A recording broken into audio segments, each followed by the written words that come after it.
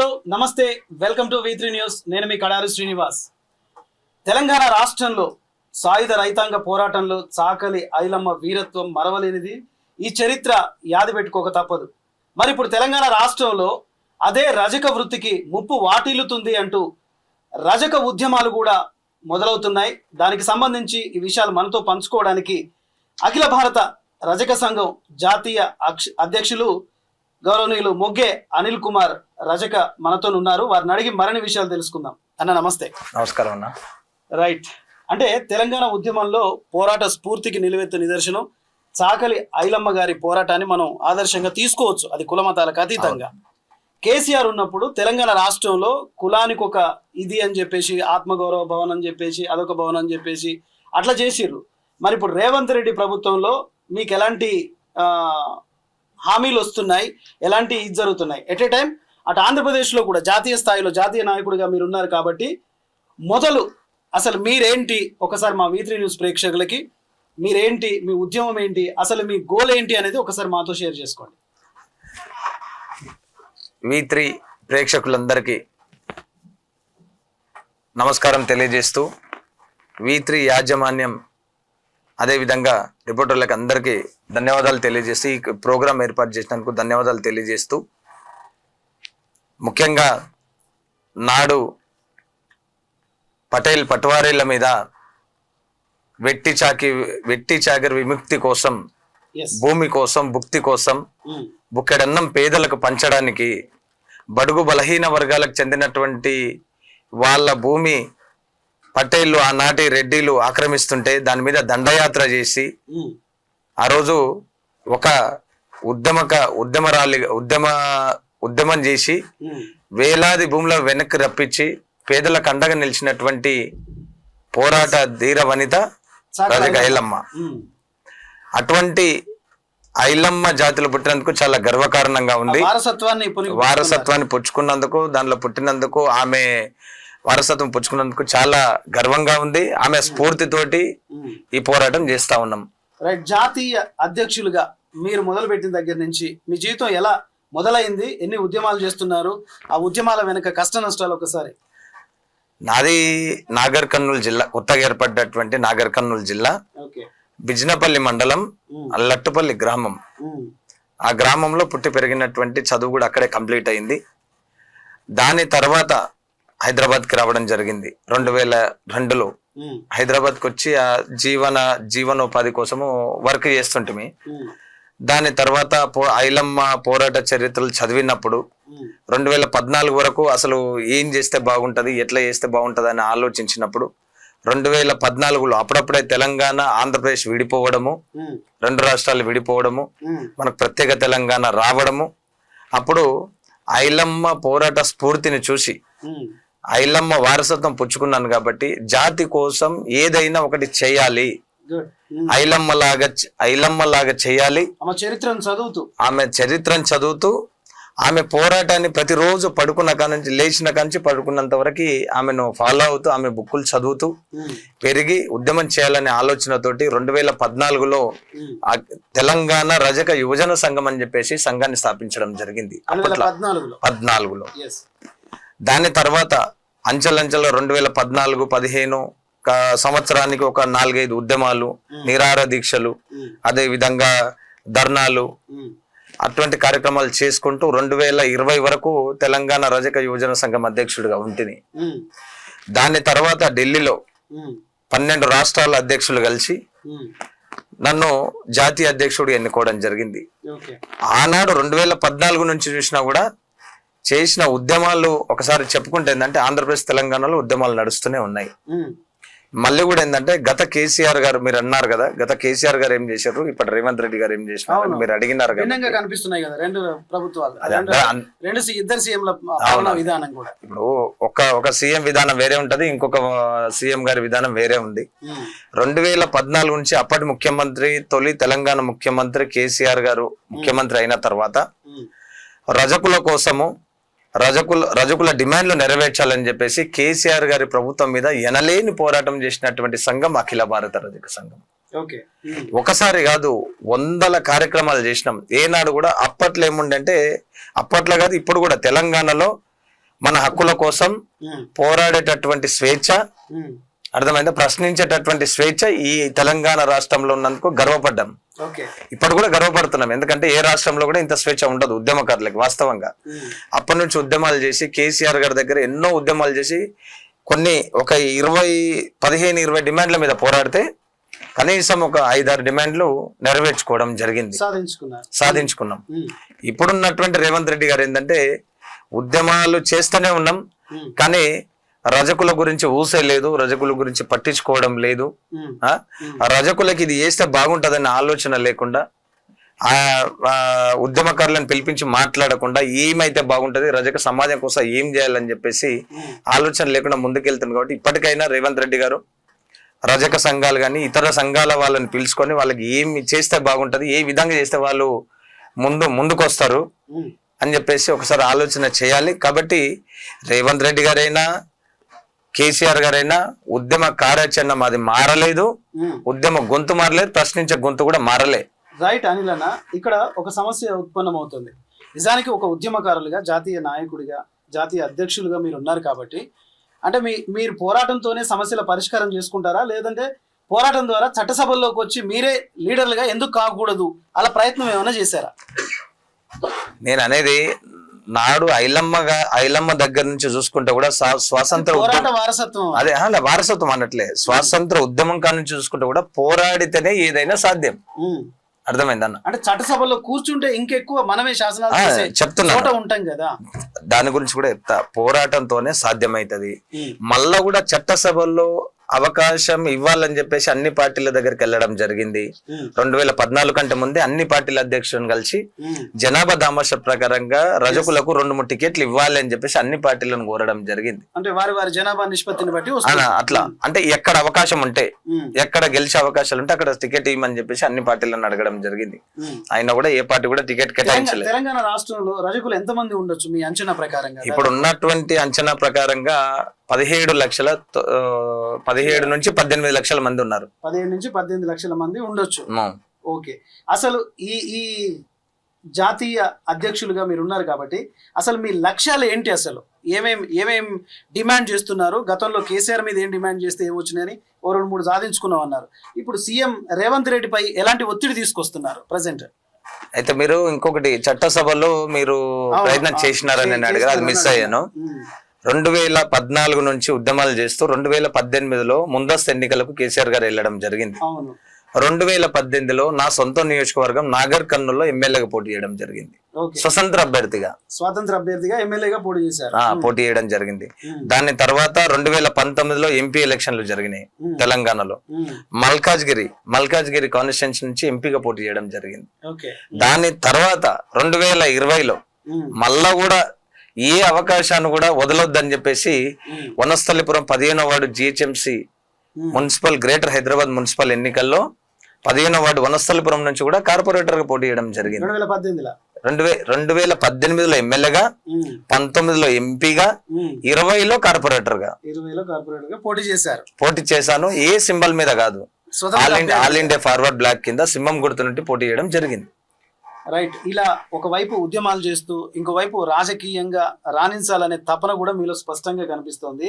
సరే, మొత్తానికి ఉద్యమం అనేది కొన్ని మీ ఆలోచనలు ఉంటాయి కదా, మీ డిమాండ్లు అనేవి ఉంటాయి కదా, అసలు ఈ ఉద్యమం అనేది ఎందుకు పుట్టింది అంటే చెప్తా. 2014 కంటే ముందు తెలంగాణ గాని ఆంధ్రప్రదేశ్ లో రజకుల పరిస్థితులు భిన్నంగా ఉండే. నేను అప్పుడు దగ్గరుండి చూసినాను అనమాట. దగ్గరుండి చూసినట్టే 2-3 సంఘటనలు జరిగినాయి నా ముందల. ఇట్లా పోతే మన తెలంగాణలో ఖమ్మం జిల్లాలో, భద్రాద్రి కొత్తగూడెం జిల్లాలో అక్కడ మా వాళ్ళ మీద దాడి చేసినారు. దాడి చేయడం వేరే అగ్రవర్ణాలకు సంబంధించినటువంటి వ్యక్తులు. దాని తర్వాత ఆంధ్రప్రదేశ్ లో కూడా ఇట్లాంటి సంఘటనలు జరిగినాయి. అట్లాంటి జరిగినప్పుడు మా సంఘాలలో ఉన్నటువంటి నాయకుల దృష్టికి తీసుకెళ్ళిన ఆనాడు పట్టించుకోలే. అప్పుడు 2014 అంటే నేను అప్పుడప్పుడే ఉద్యమం ప్రారంభం కాబట్టి ఆ టైంలో నాకు ఏమనిపించిందంటే, ఈ నాయకులకు చెప్పేటన్న కంటే నేనే నాయకుడినైతే నేను ఎంతవరకు ఆలోచన వచ్చి తప్పకుండా మా వాళ్లకు అండగా ఉండాలి. రజకు నడేటోడు ఈ సమాజంలో ఉన్నటువంటి బట్టలకు ఉన్నటువంటి మైలను బండకేసి ఉతికి మల్లెపూలకు ఎట్లా తయారు చేస్తాడో అటువంటి రజకులకు మనం అండగా ఉండాలి. వాళ్ళకి ఏ బాధ వచ్చినా, ఎక్కడ దాడి జరిగినా, ఎక్కడ వాళ్ళ వివక్ష గురైనా, వాళ్ళ మీద ఇంకెటువంటి ప్రభుత్వాలు ఇది చేసినా వాళ్ళకి అండగా ఉండాలని ఒక ముఖ్య ఉద్దేశంతో ఈ ఉద్యమం ప్రారంభించడం జరిగింది. బాధ వేసింది ఆనాడు పట్టించుకోకపోతే. నేను భద్రాద్రి కొత్తగూడెం జిల్లాలో మనోళ్ళని భద్రాద్రి గవర్నమెంట్ హాస్పిటల్లో చేర్పించిన తర్వాత అక్కడ ఒక్కరు కూడా లేరు, బెదురుకుంటారు అక్కడికి వెళ్ళాలంటేనే. మా రజకుల మీద దాడి భయపడుతున్నారు. ఆ టైంలోనే ఉద్యమం ప్రారంభించి ఇక్కడ హైదరాబాద్ నుంచి వెళ్ళి వాళ్ళకి అండగా నిలబడి, అప్పుడు ఈ పరిస్థితులు ఏంటో మీకు తెలిసిన సంగతేనే, అదే ఏజెన్సీ ప్రాంతం అది. కాబట్టి ఆ పోరాట స్ఫూర్తితోటే ముందుకెళ్తున్నాం. ఇప్పటికైనా కూడా నా లక్ష్యం ఒకటే, రజకులకు అండగా ఉండాలి. ఈ సమాజాన్ని తెల్లగా చేసేటటువంటి రజకుడు రాజులాగా బతకాలి, చట్టసభలో అవకాశం రావాలి, రజకుల పిల్లలు బండకాన్నే కాదు బడికి వెళ్ళాలి. అర్థమైందా? ఈ రజకుల పిల్లలు కలెక్టర్లు కావాలి, ఇంజనీర్లు కావాలి, డాక్టర్లు కావాలి, అదే విధంగా పోలీస్ ఉద్యోగాలు పొందాలి, అన్ని గవర్నమెంట్ శాఖలలో కావాలి. అదే విధంగా రజకులు అనేది ఈ రోజు ఈ ప్రభుత్వం గానీ ఏ ప్రభుత్వం అయినా రజకుల స్థితిగతులు ఎట్లున్నాయంటే, ఒక ప్రభుత్వం మారంగానే ఏమన్నా మా లోపల మార్పు వస్తుంది, మాకేమన్నా చేస్తుందని ఆలోచన వరకే పరిమితం అవుతుంది. కానీ మా పరిస్థితి చూస్తే ఎట్లుందంటే, ఎక్కడ వేసిన బండకాడ ఏదైతే బట్టలు మనం అక్కడే పెడతామో, చాకిరవు మీద బట్టలాగానే మా బతుకులు కూడా బండకానే ఉండిపోయినాయి ఇప్పటికీ కూడా. రాష్ట్రం సాధించుకున్న తర్వాత 10 ఏళ్ళు కేసీఆర్ చేసిండు, ఇప్పుడు రేవంత్ రెడ్డి గారు చేస్తున్నారు సీఎం గా. సో ఇప్పుడు సోషల్ మీడియాలో మీ గురించి చూసిన రేవంత్ రెడ్డి అంటే మీకు ఎందుకు సీఎం అంటే అంత కోపం ఉంది? మేం గుర్తుపెట్టుకున్నా, నేను ఒకటే అంటే ప్రజా పాలనలో కరెంట్ ఇస్తున్నాడు, రేషన్ ఇస్తున్నాడు, తర్వాత వాళ్ళకి 2500 రూపాయలు అవి ఇస్తున్నాడు. అంటే ప్రజాపాలనలో ఇలా బస్సులు చూసుకున్న ఆడవాళ్ళు ఫ్రీగా బస్సు ఎక్కి పోతున్నారు. ఇన్ని సంక్షేమ పథకాలు ఇస్తున్నప్పుడు మీ కులానికి, రజక కులానికి ఎందుకు ఆయన న్యాయం చేస్తుండా లేదా అన్యాయం చేస్తుండా? ఎందుకు ఆయన పట్ల మీరు, ముఖ్యమంత్రి గారి పట్ల మీరు కోపంగా ఉన్నారంటే మీరు ఏం చెప్తారు? నేను ఒకటే ప్రభుత్వాల మీద మాకు ఎలాంటి కోపం గాని లేదు. ప్రభుత్వం అనేది ఎట్లుంటదంటే, అందరికి ముఖ్యమంత్రి నేను ఒకటే, ప్రభుత్వం ముఖ్యమంత్రి అంటే ఎట్లా ఉండాలంటే, ఇంట్లో ఒక తండ్రి ఉన్నప్పుడు తండ్రి ఒక ఆస్తిలో తన పిల్లలకి ఏ విధంగా సమన్యాయం చేసి సమానంగా పంచి పిల్లల్ని ఏ విధంగా మంచిగా చూసుకుంటాడో ఆ విధంగా ముఖ్యమంత్రి చేయాలనేది ఉద్దేశమే.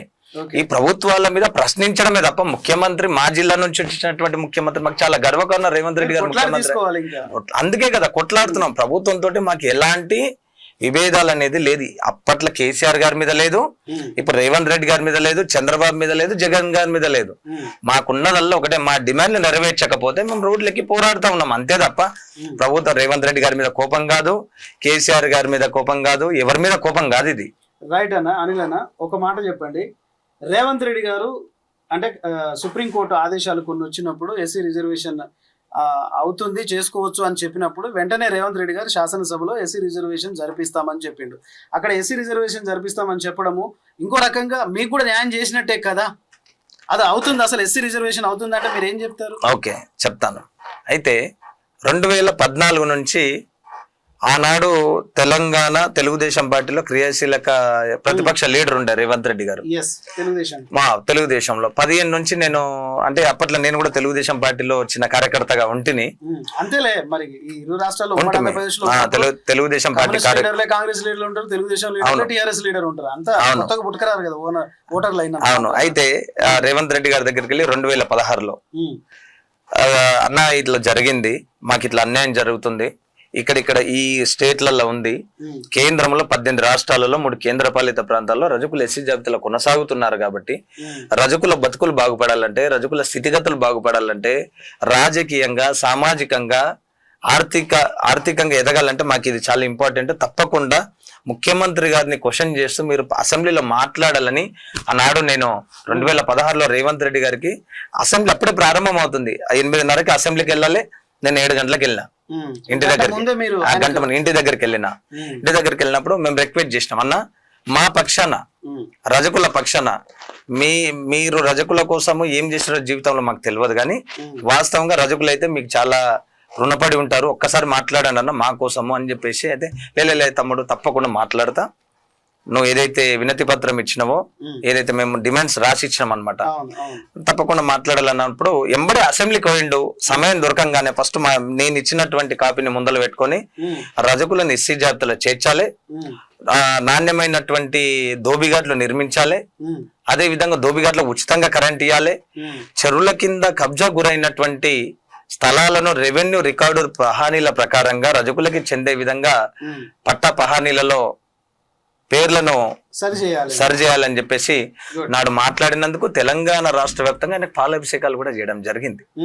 ఎందుకంటే అంతకు ముందు ఎవరు కూడా మా నాయకులు కానీ ఎవరు కూడా ప్రయత్నం చేయించలేకపోయారు.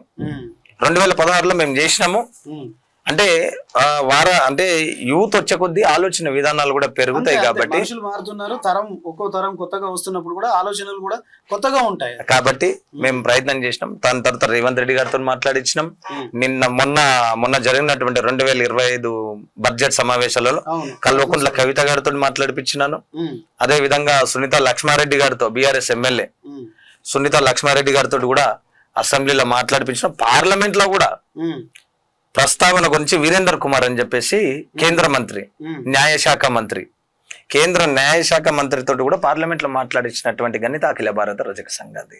రైట్. ఇక్కడ మన తెలంగాణ రాష్ట్రంలో ఇటు చూసుకుంటే రేవంత్ రెడ్డి ప్లస్ కేసీఆర్, అటు ఆంధ్రప్రదేశ్కి ఒకసారి చూసుకుంటే ఆంధ్రప్రదేశ్ లో కూడా గతంలో జగన్ ప్రభుత్వాన్ని మనం చూసాం, ఇప్పుడు చంద్రబాబు నాయుడు ప్రభుత్వం చూసాం. అంటే జగన్ ప్రభుత్వంలో మీ సమస్యలు ఏమైనా పట్టించుకున్నారా, లేదా చంద్రబాబు నాయుడు ప్రభుత్వంలో మీకు ఏమైనా పరిష్కారం దొరికిందా? అంటే 2014లో మేము ఉద్యమం స్టార్ట్ చేసినప్పుడు అక్కడ ఆంధ్రప్రదేశ్ కి ముఖ్యమంత్రి చంద్రబాబు నాయుడు గారు ఉండ్రి. దాని తర్వాత చంద్రబాబు నాయుడు గారి దగ్గర ఉన్నటువంటి సంబంధాలతోటి ఆయన దగ్గరికి పదే వెళ్ళడము, ముఖ్యమంత్రిగా ఉన్నప్పుడు కూడా విజయవాడకి వెళ్ళి మీట్ అవుతుంటే వెళ్ళి అడిగిన చట్టసభలో అవకాశం కావాలన్నప్పుడు మా వాళ్ళకు ఒకరికి ఎమ్మెల్సీ ఇవ్వడం జరిగింది. దాని తర్వాత కార్పొరేషన్ చైర్మన్ ఇవ్వడం జరిగింది. దాని తర్వాత రజకులను ఎస్సీ జాబితాలో చేర్చాలని చెప్పేసి కేంద్రానికి లేఖను కూడా రాసిండు చంద్రబాబు నాయుడు గారు. దాని తర్వాత అది కంప్లీట్ అయితే దాని మూవ్మెంట్ లో 2019 ఎన్నికలు రావడం, తర్వాత జగన్మోహన్ రెడ్డి గారు గెలవడం. జగన్మోహన్ రెడ్డి గారు గెలిచిన తర్వాత ఆంధ్రప్రదేశ్ లో రజకులకు ఆవగింజంతా కూడా మేలు జరగలే. అసలు ఏం జరగలే. ఒకటి జగనన్న చేదోడు పథకం అని చెప్పేసి రజకులకు సంవత్సరానికి 10,000 రూపాయలు అని చెప్పేసి ఒకటి పథకం పెట్టాను, జగనన్న చేదోడు పథకం. అవునా? అది మీకు కూడా తెలిసిన విషయమే. అది కేవలం వైసీపీ పార్టీలో తిరిగేటటువంటి నాయకులకు, ఆ ఎమ్మెల్యే కింద కార్పొరేటర్ల కింద మోచేతి కింద పనిచేసేటటువంటి నాయకులకి పరిమితం చేశారు తప్ప ఆంధ్రప్రదేశ్ లో ఉన్నటువంటి నిజమైన నిరుపేద రజకులకు ఎవరికి చెందలేదు జగనన్న చేదోడు పథకం కింద. దాని తర్వాత ఎలక్షన్స్ వచ్చినాయి. దాని తర్వాత ఎన్నో సభలు పెట్టినాం. మన విజయవాడలో ధర్నా కార్యక్రమం పెట్టినాం. దాని తర్వాత కర్నూలులో కార్యక్రమం పెట్టినాం. దాని తర్వాత ఒకటే ఈ 2024 వరకు ఆయన రజకుల కోసం చేసింది లేదు. కార్పొరేషన్ చైర్మన్ మీసాల రంగన్ అని చెప్పేసి ఒక అతన్ని నియమించిండు. మీసాల రంగన్ నియమించిండు కానీ ఒక్క నయా పైసా కార్పొరేషన్కి ఇవ్వలే. ఏదో ప్రశ్నించినటువంటి వ్యక్తి, ఆయన రాజకీయ కురువృద్ధుడు అనమాట. అంటే మామూలు ప్రశ్నించే తత్వం లేనటువంటి వ్యక్తికి ఇచ్చి ఆయన ఏదో ప్రశ్నించొద్దు అని చెప్పేసి అటువంటి వాళ్ళకి ఇస్తారు. అది మీకు కూడా తెలిసిన విషయమే. దాని తర్వాత ఎక్కడ పోయినా ఒకరికి సమస్య పరిష్కారం చేసింది లేదు, ఒకరికి లోన్లు ఇప్పించింది లేదు, కార్పొరేషన్ కింద ఒకరన్నా మేలు పడ్డారంటే అది కూడా లేదు. నేను మీ ద్వారా చెప్తున్నా. ఆంధ్రాలో చూసుకున్నాం, ఇటు తెలంగాణలో చూసుకున్నాం. అంటే ఈ అఖిల భారత రజక సంఘం ఇప్పుడు జాతీయ స్థాయిలో అంటే ఢిల్లీలో ఏమైనా ఉద్యమాలు చేశారా? అదే ఒక్క నిమిషం. 2024 అట్లా జరిగిందా? జగన్మోహన్ రెడ్డి గారు మనకు మోసం చేస్తున్నారని చెప్పేసి రాష్ట్ర వ్యాప్తంగా ప్రెస్ మీట్లు పెట్టి ప్రభుత్వాన్ని ప్రశ్నించడం, కార్యక్రమాలు పెట్టడం జరిగింది.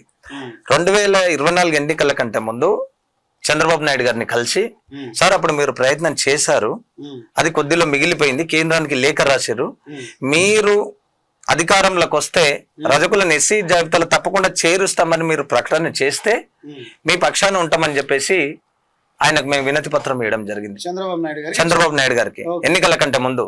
దాన్ని మీకు ఆన్ ది రికార్డ్ నేను చూపిస్తాను.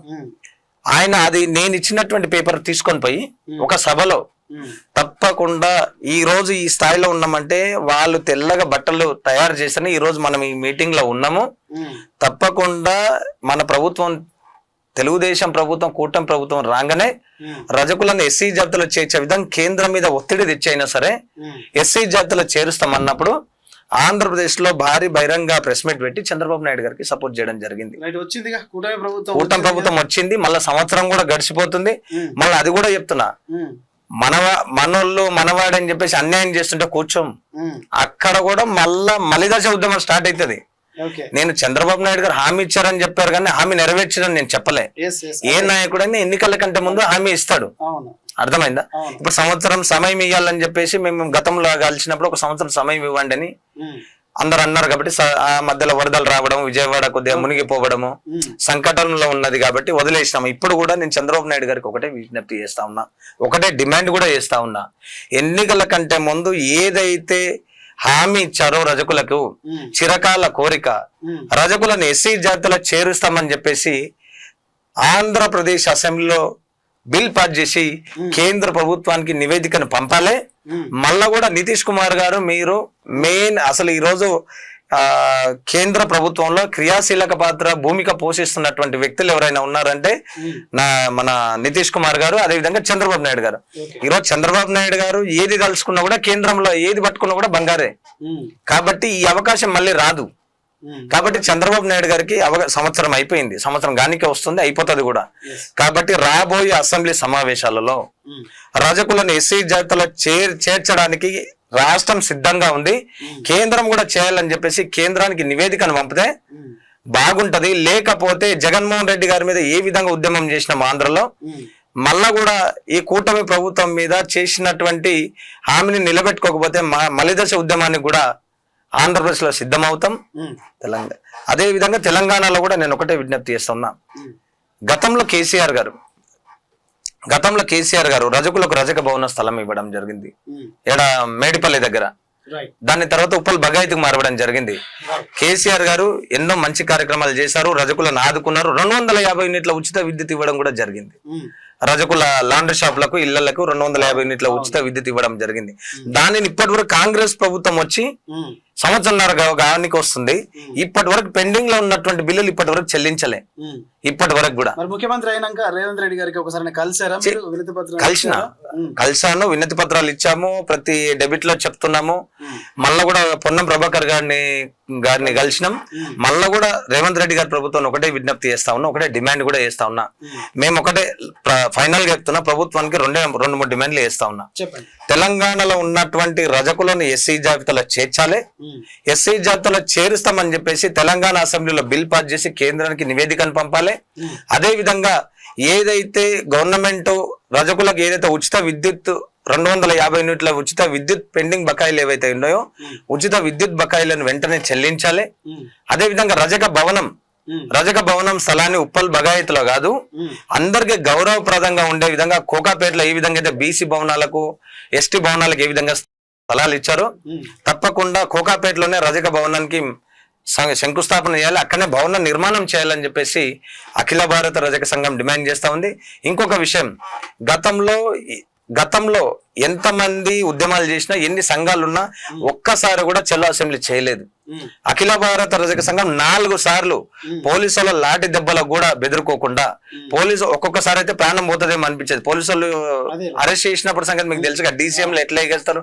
4 సార్లు చెల్లో అసెంబ్లీ చేసి 4 సార్లు ఉద్యమాలు చేసి తెలంగాణలో ఉన్నటువంటి రజకుల దమ్మేందో ప్రభుత్వానికి చూపించినటువంటి సంఘం అఖిల భారత రజక సంఘం. రైట్ అన్న, నిజానికి ఎవరి తమాషా ప్రకారంగా వాళ్లకు అటు సామాజికంగా కానీ, ఆర్థికంగా కానీ, రాజకీయంగా కానీ చట్టసభల్లో కూడా మీకు అవకాశం దక్కాలి మేము కూడా కోరుకుంటున్నాం. నిజానికి ఎస్సీ జాబితాలో చేరిస్తే మీకు న్యాయం జరుగుతుంది అని ఉంటే ఖచ్చితంగా శాసన సభలో కూర్చున్న వాళ్ళు కూడా, ముఖ్యమంత్రి గారు కూడా ఆలోచన చేయాలి. దీని మీద వాళ్ళకి సంబంధించిన న్యాయమైన కోరికలు ఏవైతే ఉంటాయో అవి తప్పకుండా నెరవేరాలని కోరుకుంటూ థ్యాంక్ యూ వెరీ మచ్ అన్న. ఒక్క నిమిషం అన్న, ఒక్క సెకండ్. రైట్, నేను ఈ టీవీ ద్వారా నేను రజక సమాజానికి నేను ఒకటే విజ్ఞప్తి చేస్తున్నా. అఖిల భారత రజక సంఘం చేస్తున్న పోరాటంలో 2 రాష్ట్రాలలో ఉన్నటువంటి రజకులు అఖిల భారత జెండా పట్టుకొని మన డిమాండ్ల కోసం నెరవేర్చడానికి ముందుకు రావాలని చెప్పేసి ప్రతి ఒక్క రజక జాతి అన్నకు, తమ్ముడికి, అక్కకు, చెల్లికి అందరికి చెప్తా ఉన్నా. రావాలి ఖచ్చితంగా, రాకపోతే ఎట్లయితది? ప్రతి ఒక్క రజకుడు కలిసి పోరాడితేనే సాధిస్తాం. కాబట్టి తప్పకుండా పార్టీలను పక్కకు పెట్టి, పార్టీ జెండాలు పక్కకు పెట్టి, పార్టీలు అందరికీ ఉంటాయి, పార్టీ జెండాలు పక్కకు పెట్టి రజక జాతి ఉద్యమం కోసం అఖిల భారత రజక సంఘం చేస్తున్న పోరాటంలో మీరందరు భాగస్వాములు కావాలని చెప్పేసి మిమ్మల్ని అందరినీ కోరుకుంటా ఉన్నా. రైట్, చూస్తున్నారు కదా, ఇది ఒక జాతీయ అధ్యక్షుడిగా రజక సంఘం యొక్క బరువు బాధ్యతలు ఆయన మోస్తున్న వ్యక్తిగా తెలంగాణ ఆంధ్రప్రదేశ్ రాష్ట్రంలో ఉన్న రజకులు ఎవరైతే ఉంటారో మన హక్కుల కోసం మనం రాజకీయంగా చట్టసభలో కూర్చోవడం కోసం మనకు రావాల్సిన సామాజిక హక్కు కోసం మనం పోరాడాల్సిన అవసరం ఉందని అయితే జాతీయ అధ్యక్షుడు మొగ్గె అనిల్ కుమార్ అన్న పిలుపునిస్తున్నాడు. చూస్తూనే ఉండండి, ఇది ఇవాళ ప్రత్యేక కథనం. రేపు మరొక గెస్ట్తో మళ్ళీ కలుస్తాను. చూస్తూనే ఉండండి V3 న్యూస్.